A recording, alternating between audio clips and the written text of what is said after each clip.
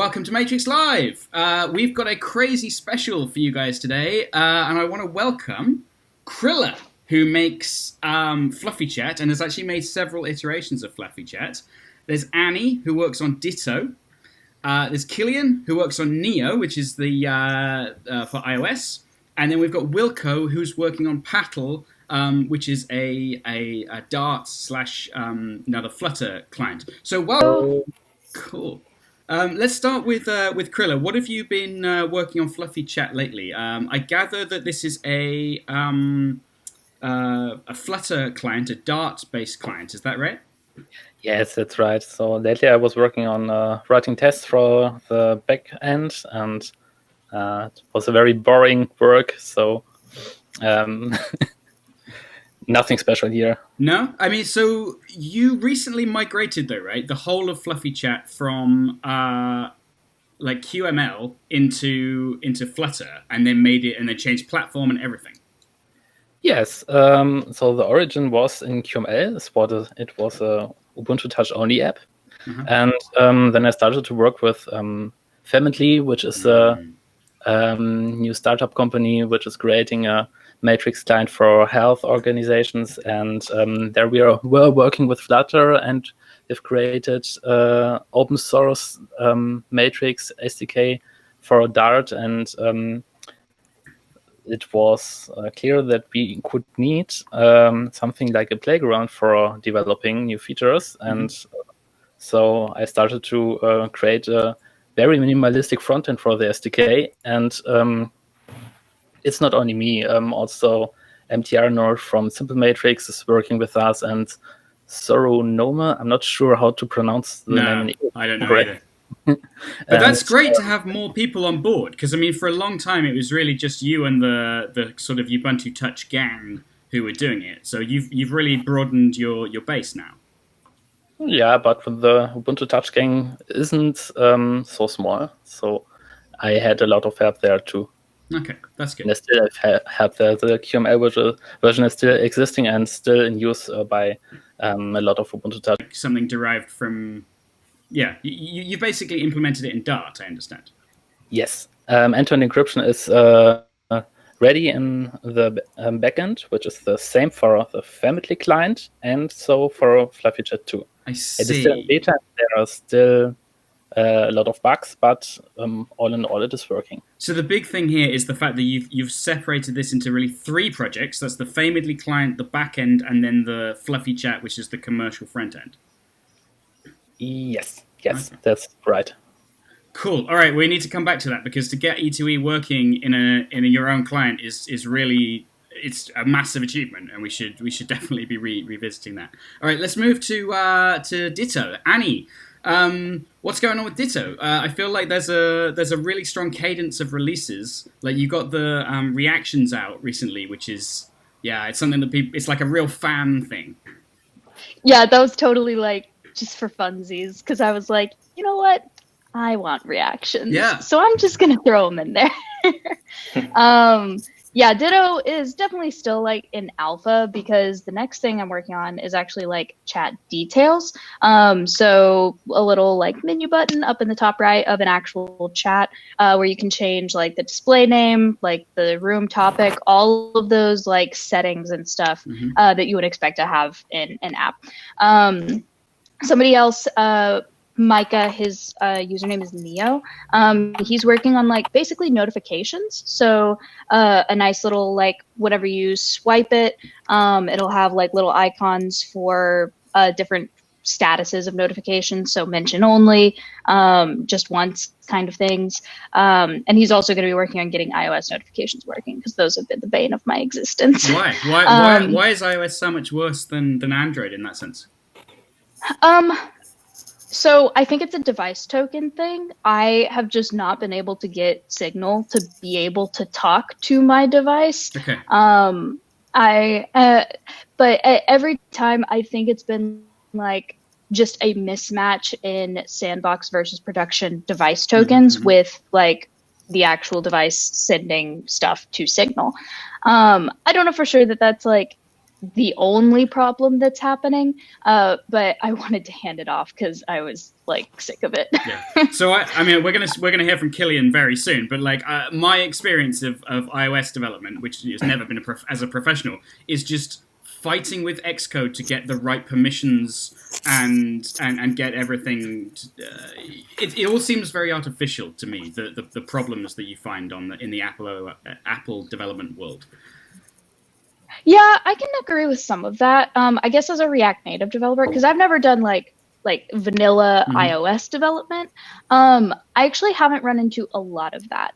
In general, for React Native at least, it's actually much easier in a lot of aspects to do iOS than Android. And I think maybe because that's the reason for that is because since iOS is a closed system, you don't have to account for like different platforms, people that take Android and then like change it like Samsung does.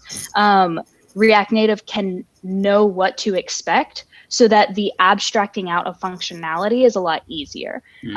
Because typically scrolling is a good example. Like when you use scroll views in React Native and maybe you like nest them in a weird way or something, they typically respond how you expect them to on iOS, and then you might have to do like something hacky to get them to like do that on Android. Okay. I mean, Apple are able to be a much tighter curation in terms of the dev experience, I guess.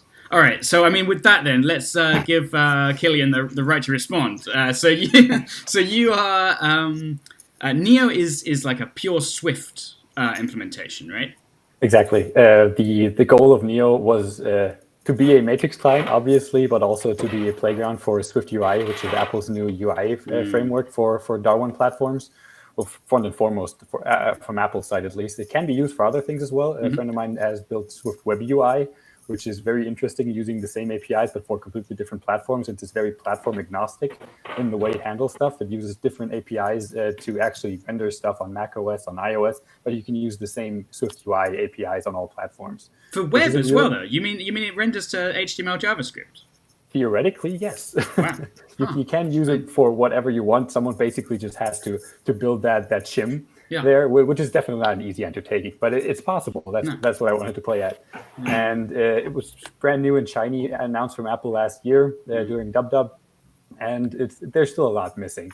And we've been running into, I say we because Neo is no longer built by just me, but we're now a small team of 3 core developers, I'd like to say, Vincent, Stefan, and me, and a few others that have committed some things as well, which is awesome. And we've been fighting with Swift UI a lot. There's many things that are currently very hard, if not impossible, to do.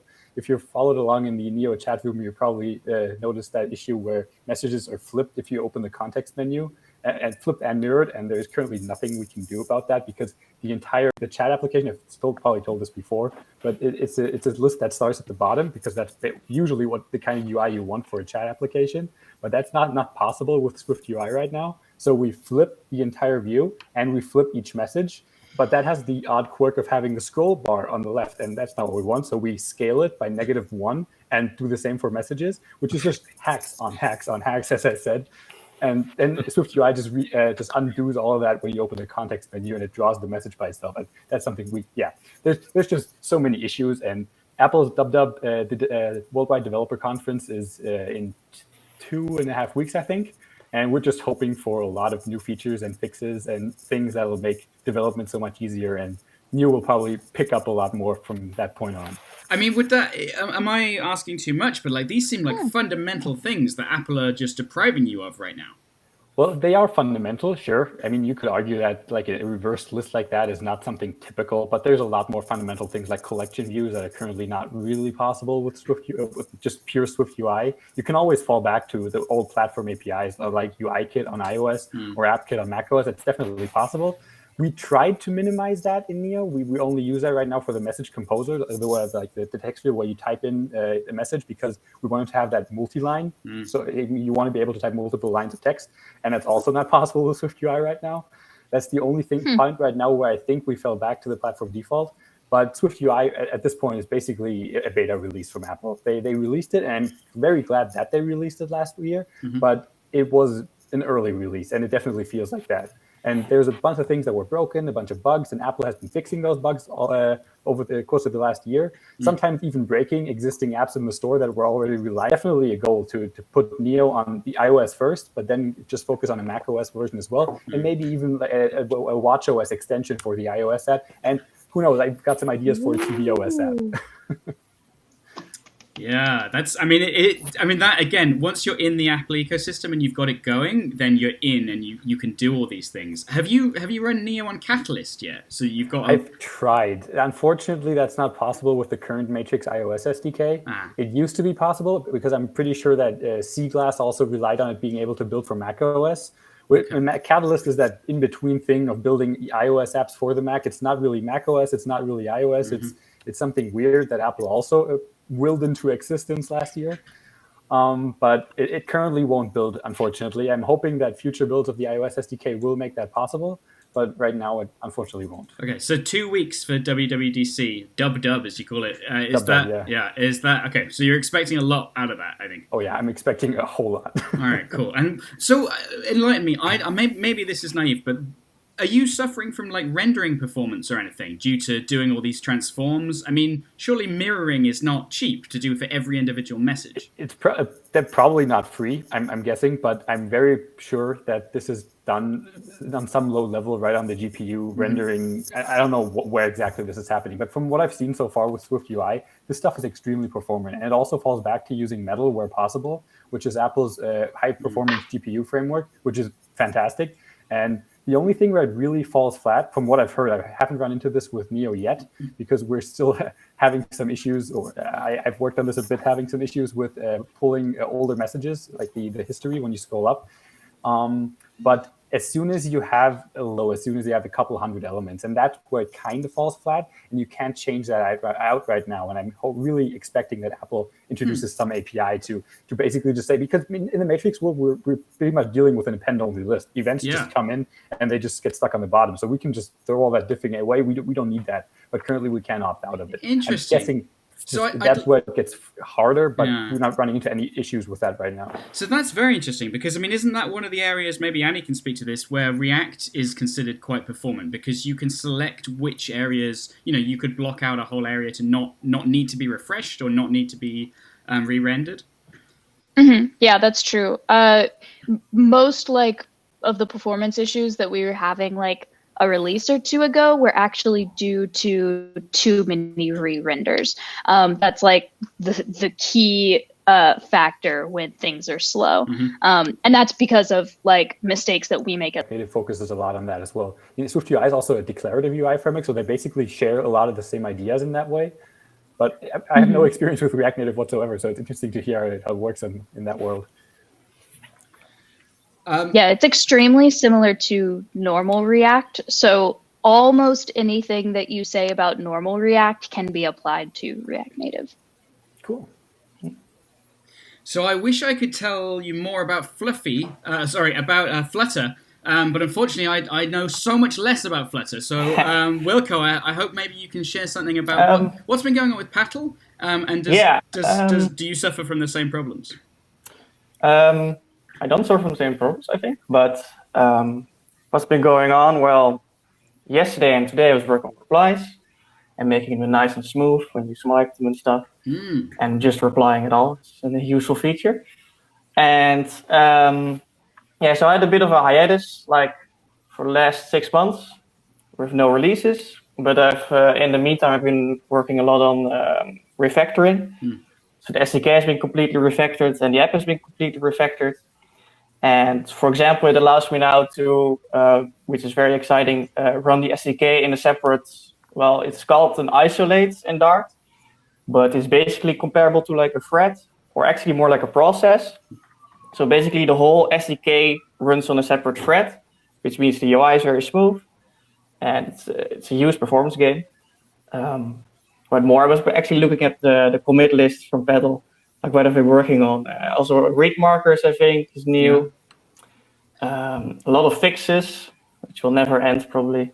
Well, I mean, that's inevitable. The more features you add, the more bugs you add, and therefore So I mean, exactly. Last I remember, Annie, come back. The big achievement that you guys have done was you. Yeah, it's that's still going strong. That's also a bit like refined. Like notifications don't pop up when you have the chat opened. Those kind of like small things that really improve the experience. Yeah. Right, it's kind of the elephant in the room when it comes to like design goals. So why don't we work through through what you guys have said? I know, actually, let's start with Annie, because I know that you've got a lot to say on this topic around the desire to have Ditto be a completely separate design aesthetic from Riot, for example. Yeah, so Ditto I really see as sort of an entry point for me into like clients for Matrix, because I do want Ditto to look really unique. I want it to stand out among like different chat apps, because something that I noticed very early on, like before the name Ditto even existed, was that like, man, all chat apps just look the same. And I wondered if is that the big dogs like Messenger, Telegram did it this way, and so all of these other chat apps did it that way, or is it actually like the best UX design? So I actually did a significant amount of just like sort of sketching design before, like, oh, maybe it's like disappears, but it like slides up this way, a bunch of weird stuff. And I decided maybe normal is the best UX just for understandability with people. But even so, something that I would love to like have happen in the future is that like I want Ditto to be clonable into different like vibes and different styles. Maybe not called Ditto anymore, but called something else. Because one of the reasons that I started doing Ditto is because my friends couldn't agree on a chat app. Like I don't like how GroupMe looks; it's ugly. And so I think it would be really valuable to have a broad spectrum of just like, this one is dark mode and like really slick looking, and this one is just very simple and light mode. Like, because then it caters to all these different like desires that people have. And the nice thing about React Native is it can do that. Like, it is easy to sort of make those changes. So yeah, while Ditto is sort of dark and like, it's just kind of fun. I'm going for a fun vibe. I might make something down the road that's more professional, that would feel more like a Slack or a Discord, or Discord's gamey, but maybe a Discord vibe someday. You definitely chose the most perfect name for the chat application if you want to go with different themes and feelings. Having a name after a Pokemon that can basically adapt to any situation, that's like the best choice ever. Heck yeah. Is that right? It's named after a Pokemon? Yeah, Ditto's very cute too. So it's actually not. I just liked the word Ditto. My thinking originally was takes your message and basically says Ditto and then like sends it someplace else. It just copies it over. So that was actually my original like thinking, but it's also nice that it's a cute little like shape-shifting Pokemon. So okay, let's think about other people's design choices then. I feel like Neo might have a similar idea in as much as it's quite striking and simple. Is that fair? Well, I haven't put too much thought into the design. All the thought that's basically gone into it was I want bubbles, and and that was basically it, because I like messengers with bubbles. I love it. Yeah. Mm-hmm. The only problem we've run into so far is that Matrix is, there's different kinds of messaging platforms. There's the smaller ones. I'd say smaller ones in that they focus on smaller conversations like Telegram or iMessage or even WhatsApp. And then there's the bigger ones like IRC, Matrix, or Riot, Slack, and Discord, where you have huge rooms typically. But there's not so many platforms that have both. I mean, there's direct messages on Slack, sure, and there's huge Telegram rooms. But it feels like a more hacky thing in that regard. It works well for the big ones to have small rooms as well, not so much for the smaller ones to have big rooms. So we're running into some issues here where, especially Vincent, one of the maintainers of Neo, has put a significant thought into how this might evolve in the future. And we're pretty much decided on possibly abandoning the current style and having where we have bubbles on each side, depending on if they're outgoing or incoming messages, and basically just moving that all to the same side.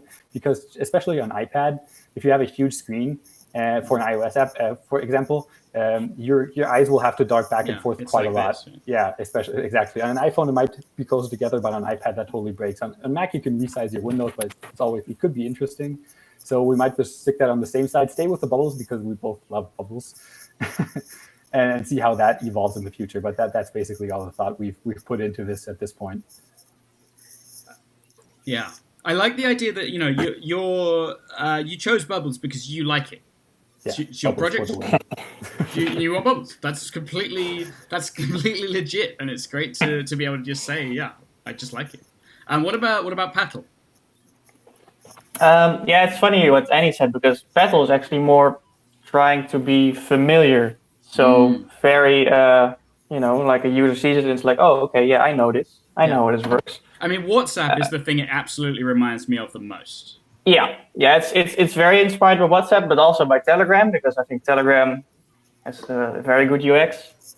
I think we all agree about that. So it's also very much inspired by that. But yeah, it's very much inspired by other things, but it also does things differently. So if I just think I have a cool idea, so then I'll just implement it, even if it doesn't look like anything I've seen before. But yeah, not afraid to do that. But it tries to be familiar, yes. All right. And taking a completely different tack, Fluffy Chat claims to be the cutest messenger, which is a very unusual design goal, but maybe you can speak to that, Krilla. Yes, this design goal was an idea, because first of all, I was thinking about why are so many people still using WhatsApp and not some other messengers like even Telegram, for example. And I've asked a lot of people, and they all said that even Telegram or Signal is too complicated for them. I couldn't understand this, because Signal is so easy. It is maybe much easier than WhatsApp, and I thought maybe it is because all these messengers always say, hey, we are encrypted, we are technical encrypted, and we are so secure. And I think when the people read the word encrypted secure messenger, they think, oh, that's too complicated for me. And I thought I will try the complete different approach. I made the messenger as pink as possible, extremely cute, and like it is a messenger for even children. So the people who use it may think that, oh, this app looks like even children can use it, so I can use it too. Why not? And the thing that it can handle end-to-end encryption is not on the top of the feature list. And yes, that was the first idea behind this, but I've never done any psychological studies about this. I just tried it, and yes. So there's a topic that comes up is, let's say you've got a new user and they need to sign up for a Matrix account, as opposed to, signing up for a Signal or WhatsApp account is quite a simple thing because it's tied to your phone and there's only one place you can sign up. Matrix has a natural complexity here, which is that, first of all, it's not tied to a phone, so you need to create a new form of identity or have some sort of SSO.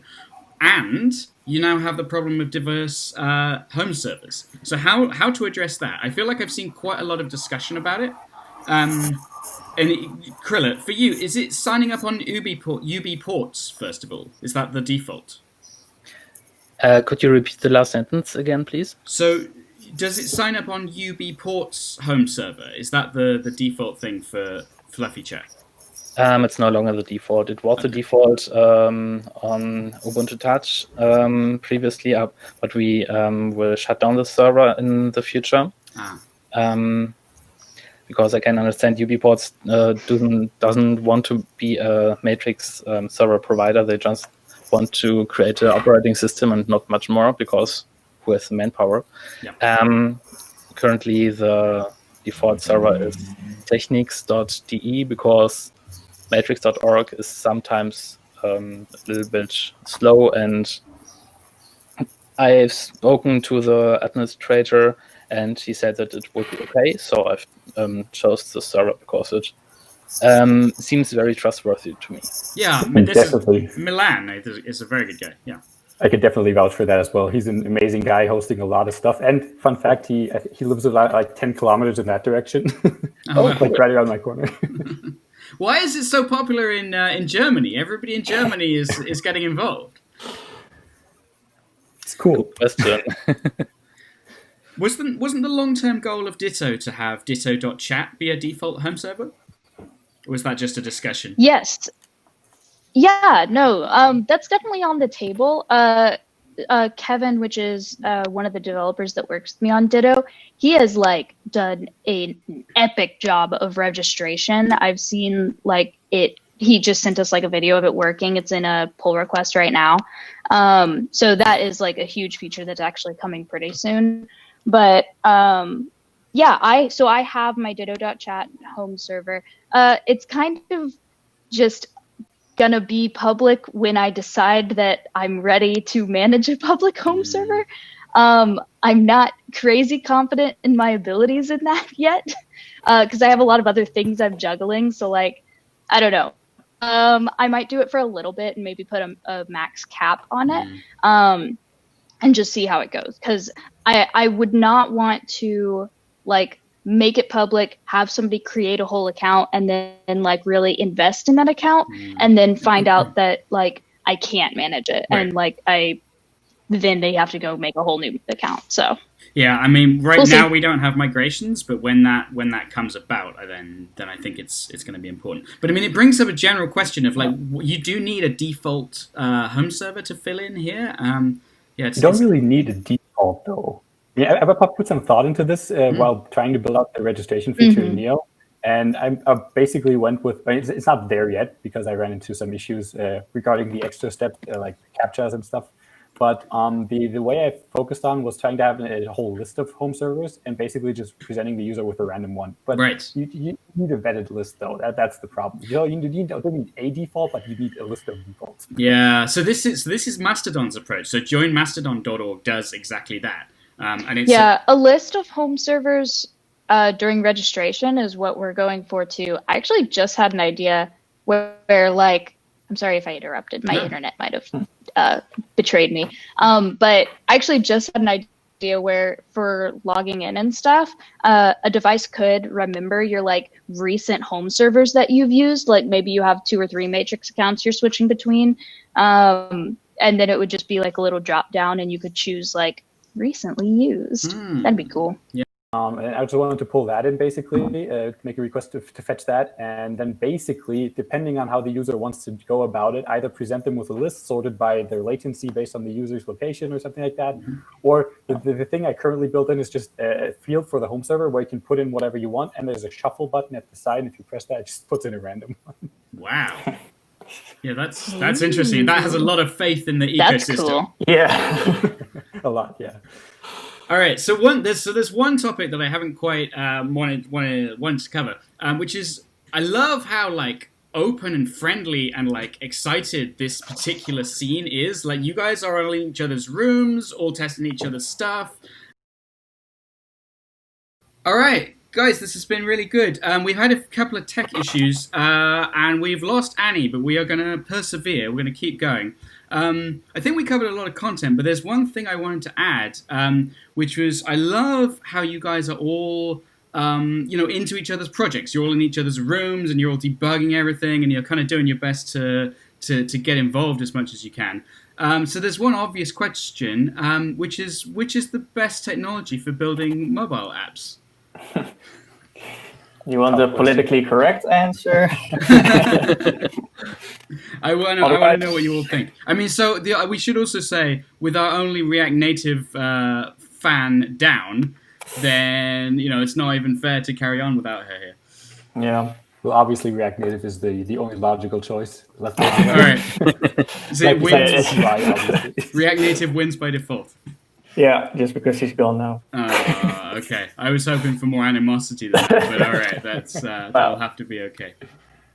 All right. There are no wrong choices you can make. Everything works. Everything is perfectly usable for a great application. As long as you have some fun with it, everything works. Yeah. So it's a good scene right now. You know, I mean, there's a lot to be said for. You know, you can almost use the technology of your choice. We could even, you know, say like 5 or less years ago, there really wasn't a very viable multi-platform thing. There was Xamarin doing its best, and there were things like PhoneGap, which is what. I remember that. Yeah, I mean, it was a bad time not that long ago.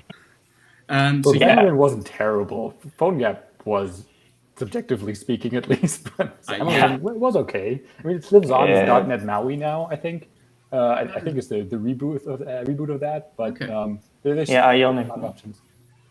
Yeah, I've worked a bit with Ionic. It is not well for the time. It was not terrible, but I mean, if I would be using it now, I would just it's terrible. It's a different era. I think 2 years ago, everyone said that cross-platform sucks, and I'm really sure that has changed now. So even Flutter and React Native, both is now good for cross-platform now. Yeah. So, I mean, there were a few high-profile failures, I guess. I think LinkedIn tried to rebuild everything with PhoneGap and struggled. But I mean, that was a long time ago. Yeah. So, yeah.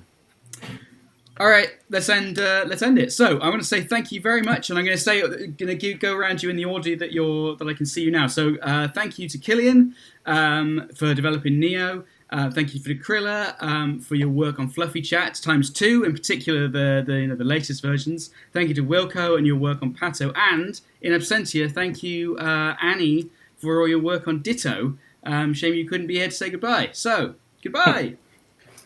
Goodbye. Bye.